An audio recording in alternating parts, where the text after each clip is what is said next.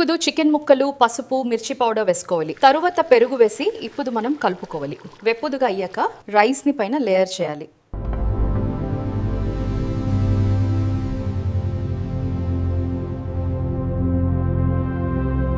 వేడి వేడి chicken dum biryani serve చేసుకోవడానికి సిద్ధంగా ఉంది. చూడటానికి ఎంత కలర్ఫుల్ గా ఉందో. చికెన్ పైన అన్నం ఇలా పరచండి. తరువాత సుగంధ ద్రవ్యాలు చల్లండి.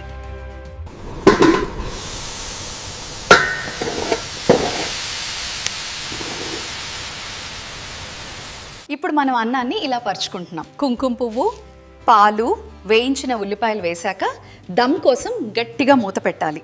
And now for the final step of our chicken biryani, we gently fluff the rice and add the fresh mint garnish.